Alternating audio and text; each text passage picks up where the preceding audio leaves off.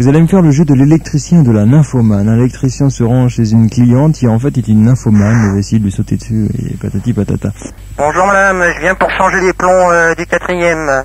Bonjour mon petit chouchou, comment ça va? Mais entrez donc. Oui mais attendez, je suis pressé là, alors je vais chercher mon... Entrez donc, venez donc prendre une tasse de café, je vous en prie, les fauteuils sont confortables chez moi, il y a la télévision, on est en train de regarder Guilux.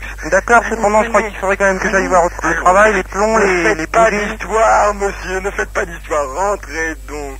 Allez, venez, allez. Ah, c'est joli chez vous? Allez, rentrez, voilà. Alors je vous présente ma fille. Oui, Voilà. bonjour. Je vous présente Tinette, qui est ma petite chienne, qui a 3 mois et demi. Oui, Et elle est vous déjà pouvez bien la prendre, mûre. regardez, vous pouvez la caresser. Non, attendez, la touchez pas trop parce qu'elle est un petit peu énervée en ce moment. D'accord. Voilà, je vous présente mon poste de télévision. Avec Bonjour, qui- monsieur. Oui, voilà, avec qui j'ai de très fréquentes relations, voyez-vous. Mais il est électrique, il me lui plaît- aussi Il me plaît tout à fait, il est carré, enfin il est robuste. C'est le genre de personnage que j'adore. Vous êtes d'ailleurs de ce type, je vois que vous êtes vraiment très charmant, mon brave monsieur. Si tous les électriciens étaient comme vous, vraiment, ce serait une Bon bah je vais joie. peut-être aller changer les plombs maintenant là, hein. Bien sûr, je vais aller vous accompagner. Alors, D'accord, merci. Vous alors, allumez les voilà. lumières? Attendez, voilà. Ah non, c'est pas le bon bouton là, hein. Non, C'est excusez-moi. plus haut. Excusez-moi, non, mais De rien, Vous pouvez pas c'est vous comme chez habiller vous. avant. Vous pouvez pas vous habiller avant parce que ce n'est pas très pratique pour vous toucher votre bouton. Oui. Bien, voilà, je vous montre les plombs. Attendez, il y a une petite armoire, voilà. D'accord. Voilà, alors là, il y a les plombs de la chambre à coucher. Je vais vous montrer la chambre à coucher d'ailleurs. Venez voir, ça vaut vraiment le coup. Oui, d'accord. Voilà, alors là, donc là, c'est les toilettes. Ouais. Toilettes, hein, vous voyez quand vous avez bien fait ce que vous avez à faire. Là, voilà, la chambre. Alors voilà, un lit à 2 places, particulièrement grand, vous voyez, où on aura toute la place. Non, mais en ce moment, je vais peut-être aller changer les plombs, non? Bon, écoutez, madame, d'accord, je vais faire mon prépare- travail. Je prépare le lit, je me prépare, et puis vous allez changer les plombs, et puis vous me rejoignez. D'accord. Voilà, je vous attends. Bon, bah, j'y vais. D'accord. Attendez, vous n'auriez pas par hasard une baguette, parce que voyez-vous, dans le cas où vous ne me satisferiez pas, peut-être que vous pourriez remplacer votre doigt, je comprends bien sûr, par cette chose par exemple, je ne sais pas, parce que voyez-vous, les hommes maintenant sont de moins en moins utiles, enfin efficaces, donc j'aurais voulu savoir si vous seriez capable de faire, enfin, Vous voulez que je vous montre ma grosse lanterne? faire cette chose. Vous voulez que je vous montre ma grosse lanterne? Oui, montrez-la moi. Enfin, non, pas tout de suite quand même. Vous allez m'éblouir. Voyons, attendez, je vais chercher mes lunettes de soleil. Voilà, allez-y. Bon, voilà. Ah, oh là là, ça fond. Bon, écoutez, voilà, je vais vous montrer les plombs. Oui, les Voilà. gros plombs. J'espère que vous avez de beaux plombs, vous aussi. Oui, ils sont pas mal. Oui, parce que vous allez me faire sauter. C'est amusant, je sais. Non, ne riez pas autant. Voilà, donc voilà les plombs de la chambre qui ont sauté donc dernièrement. Si vous pouvez les changer. Oui, vous les faites chauffer trop souvent, hein. Oui, voyez-vous, disons que la lampe de la chambre s'allumant et se fermant un peu trop souvent, évidemment, cela crée forcément une excitation du système électrique du cheval, électrique.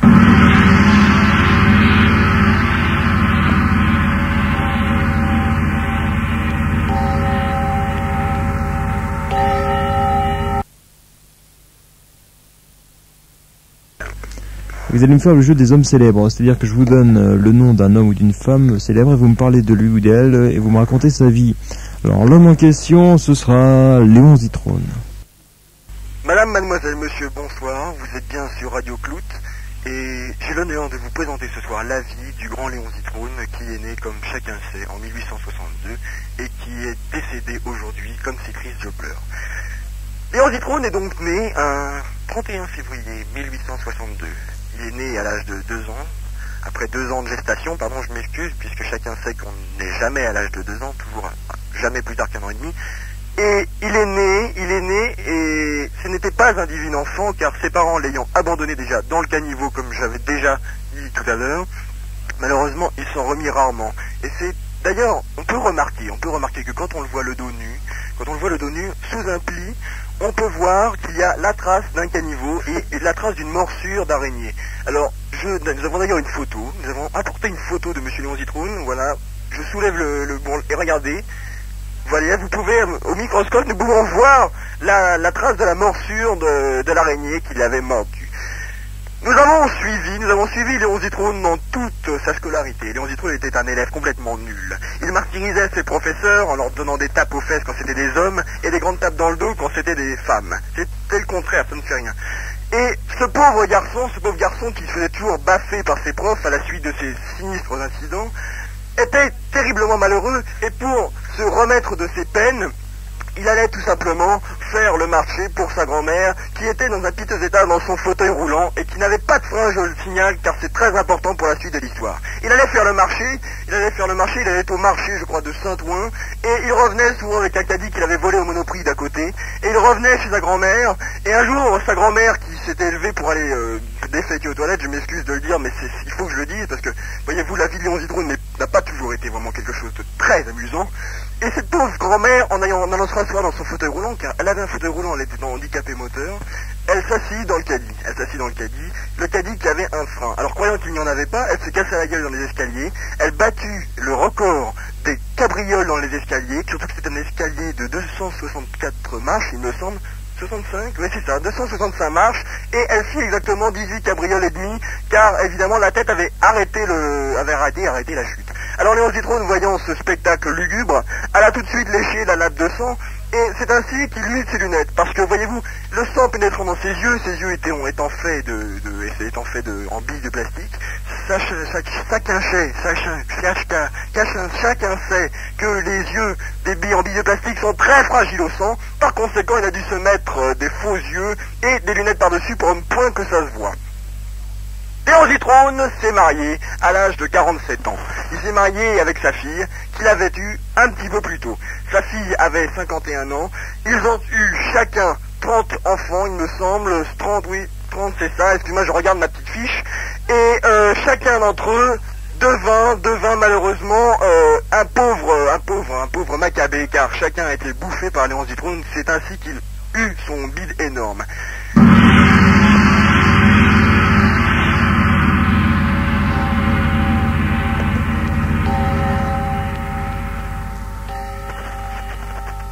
Mousseline, tu vas nous faire ta version maintenant. Okay. C'est parti.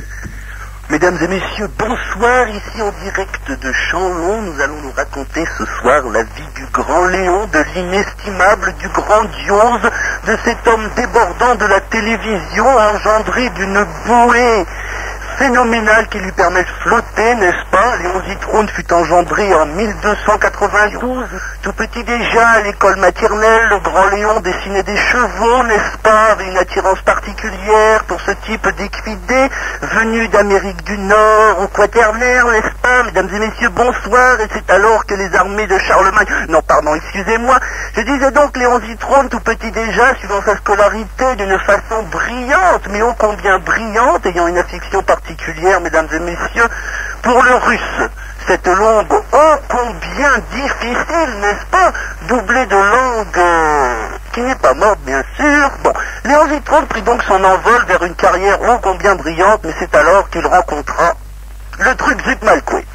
Et c'est lorsqu'il rencontra le truc Zuc Malkoué et qu'il prit ce déhanchement fessier tel un yoxotote en délire, qu'il put aboutir à sa grandiose gloire, celle de commenter les courses de cheval, le dimanche après-midi, ce qui n'a rien à voir bien sûr, puisque personne ne pouvait l'observer. Mais enfin, ça n'a fait rien, ça lui fit l'admiration de ses amis. D'ailleurs, il avait un truc particulier, lorsque petit faisait du scoutisme, n'est-ce pas? Il est à ventre, son ventre faisait-elle les ondulations de la mer, au grand rire de ses amis fort nombreux. Et c'est pour ça que plus tard, le grand Léon Zitrone, quand il eut atteint ses 22 ans, se décida donc à se marier. C'est pour ça que ses parents firent une grande réception en disant « La Madeleine, elle est bien, n'est-ce pas ?» Et ses parents, tenant une ferme, n'est-ce pas, lui disent « On va faire un grand dîner, n'est-ce pas ? Et tu vas l'époustoufler, cette petite, tu vas l'époustoufler. À chaque fois que dans la ferme, tu pourras visiter et tout, enfin, belle journée, Léon, grandiose, monte tout ça à la Maria, n'est-ce pas ?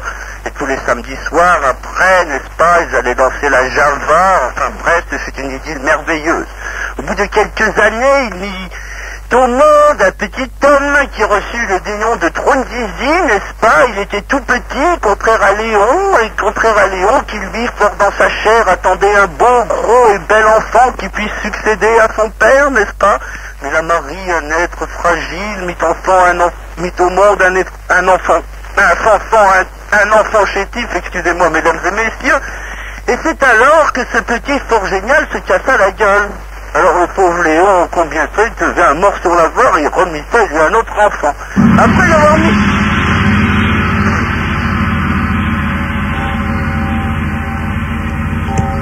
Vous allez faire un autre jeu pour vous départager, le jeu des 24 heures du Mans, le jeu des bolides. L'un fera les bolides, l'autre le commentaire de la course, et on inverse les rôles au bout de quelques minutes, ok? Bien. Qui commence par faire les bolides? Bah, Yoxo, puisqu'il a commencé au coup d'un... Non? Enfin, non, mais vas-y. Je viens. Ok. C'est parti. Ok. Mesdames et messieurs, bonjour. En direct du circuit de Dallas, ce soir, n'est-ce pas, mesdames et messieurs, compte tenu des décalages horaires, il est 22h30, une voyage sur la piste de départ. En tête, Jacques le Grand Tifite, suivi de Prost le Petit qui s'embarque sur la 4e ligne de départ, et enfin Lauda le Brunet. N'est-ce pas, mesdames et messieurs, le drapeau va être levé. C'est parti, les bolides flaviens, le Manga Passayem. Et voici le Petit Lafitte qui a tapé une roue au Petit Prost, et voilà les deux qui sont dans le décor, mesdames et messieurs. Arrive le tournant pro, c'est le petit Jacques Tirel qui s'en tire, qui passe la courbe en tête, n'est-ce pas? Après la courbe en tête, et voici oui, qui suit une deux. Non, je ne vois pas très bien, mesdames et messieurs, beaucoup la chaleur, l'asphalte. Ah oui, c'est un pneu éclaté. Et voici le petit, mais comment s'appelle-t-il de sa le numéro 14 sur Tirel à 6 roues, compte tenu du temps, retard, vient de se cracher sur la piste et retour au stand. Mais c'est alors que, mais oui, c'est l'équipe Tolus, subventionnée par les Francs, n'est-ce pas, l'équipe Tolus, voilà, l'équipe Tolus vient de se cracher, n'est-ce pas, c'est le malheur, tout le monde se tire les cheveux, enfin les deux voitures sont inutilisables, ou une voiture de rechange, tant pis. Alors voici, c'est toujours le petit Trotros qui est en tête, 4e tournant à gauche, la rivière des tribunes, non pardon, excusez-moi, c'est la courbe du Guéridon, n'est-ce pas, la courbe du Guéridon, suivie de la grande ligne droite de Petit Boulevard, la grande ligne droite toujours suivie de 2 en tête, messieurs, les positions sont stabilisées, n'est-ce pas, les positions sont stabilisées en tête, premier, le petit Toto, suivi de deuxième, ainsi que Dola qui revient en force, n'est-ce pas, mesdames et messieurs, qui au dernier tour était en 10e position, qui revient doucement, et voici qu'il attaque Fifit par derrière, il essaie de le doubler sur la gauche, mais Fifit de rétrograde, il est obligé de se remettre derrière, mais voici qui dans le tournant de la rivière, le voici qui repasse, et oui, il passe, les deux voitures sont à égalité, sont côte à côte, et voici le tournant, mais c'est oui, Dola a passé Fifit, je rappelle donc les positions. On échange les rôles, les bolides deviennent commentateurs, et le commentateur devient bolide. Pardon? Réciproquement. C'est cela. Et inversement professionnel. Ribert Rimbaud. Et je vais essayer d'être calme aujourd'hui car c'est les 24 heures du Mans. En général je m'énerve à chaque fois mais cette fois-ci je vais essayer d'être calme. La course vient d'être partie et actuellement il y a 250 voitures qui prennent la course et je les vois partir d'un seul coup, elles sont toutes parties, elles se culbutent les unes dans les autres, il y en a 3 qui se sont arrêtées et elles sont parties les unes vers les autres. Une femme traverse la piste, elle fait 3 tours, elle retombe sur la voiture de Michel Audois, qui apparemment s'en débarrasse, mais elle s'accroche au pare-choc, de la main droite, de la main gauche elle retient sa perruque et sa jupe. Oui, mais va-t-elle tenir? Oui, elle a déjà fait un tour, c'est fantastique. Comment s'appelle-t-elle? Je vais l'interviewer, vite, je monte sur ma voiture, c'est parti. Madame, voulez-vous dire, ah merde, elle a lâché, tant pis, ça c'est rien, je retourne tout de suite à mon stand, où je peux voir la course très bien, et je vois d'ici 3 candidats qui essayent de traverser l'herbe qui sépare chaque côté de la route. Mais malheureusement, sur leur chemin, ils peuvent trouver des stands d'allumettes qui le détruisent en 1000 morceaux et qui s'enflamment forcément. Et ils rejoignent la course, le juge arbitre vient pour les arrêter, il vient de se prendre une voiture dans la tête, la pauvre voiture, et il continue. Je vois, oui, Guy Rouspette qui vient de passer la ligne d'arrivée pour la première fois, il vient de faire un premier tour, oui, il continue, mais sa voiture s'arrête subitement, que fait-il? Mais il va dégueuler qu'a-t-il vu? Il faut dire qu'il y a une femme dans les tribunes qui n'arrête pas de se mettre les seins à l'air. Alors forcément, il y a un trou de 2,50 m autour d'elle, tout le monde est parti, surtout quand elle lève les bras, mais je comprends que Guy Rouspette n'ait pas pu résister devant une telle puanteur, même les nuages s'en vont lorsqu'elle lève les bras. Eh bien, je peux continuer à suivre la course après ce petit interlude. Dans la chicane de Jules Batudroit, nous pouvons voir à l'instant Alain Propre qui se dirige vers la ligne d'arrivée. Va-t-il y arriver?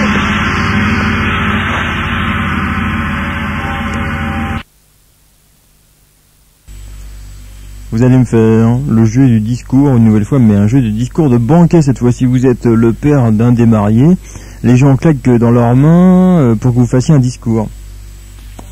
Un discours. Ça suffit, mes enfants. Un discours. Je suis heureux de vous présenter Merci. mon gendre. Marcel, lève-toi. Eh bien voilà mon gendre. Il m'arrive au nombril, mais ça ne sert à rien, je l'aime quand même. Allez, viens, Paulette, eh viens. Je vous présente mes enfants. Tu es dans la famille maintenant, mon garçon.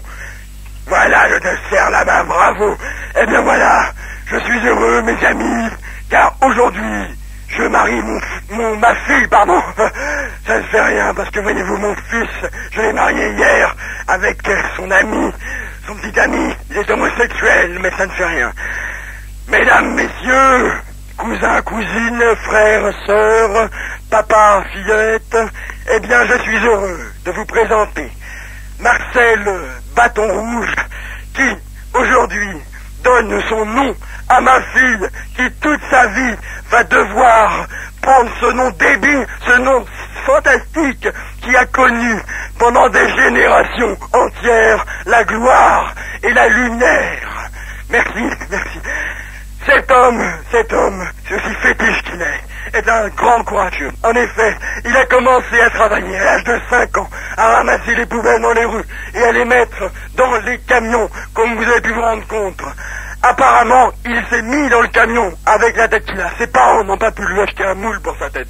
Mais il a réussi à s'arranger quand même, à se marier avec ma fille, qui ne voit plus rien, qui est atroce et dégueu. Non, elle est ravissante, elle est vraiment très belle, et c'est un couple heureux, et je suis heureux moi aussi de pouvoir serrer la main à mon nouveau fils. Tu es mon fils, voilà, que je t'embrasse, et maintenant une petite valse, voilà, tiens, je vais danser avec ma fille. Ah, ma petite fille, tu sais, je suis heureux que tu aies pu te marier enfin, surtout à l'âge de 82 ans, c'est une chance, tu sais, vraiment, je ne pensais pas que tu y arriverais un jour. Mais heureusement que je suis là, heureusement que j'ai des relations, tu sais. Tu ne le diras pas, mais j'ai dû payer une dot très sévère pour que ce brave garçon ait osé t'épouser. Mais comment faire pour que ce mariage dure? J'ai une idée, je veux lui offrir un magnétoscope avec des tas de films de cul. Comme je sais que ce petit garçon est tout petit, il aimera les films grandioses, avec des choses grandioses qu'il verra dans sa télévision toute petite. Je vais te laisser aller danser avec lui. Tout le monde danse, les enfants, tout le monde danse. Aujourd'hui, j'ai marié ma fille. Eh oui.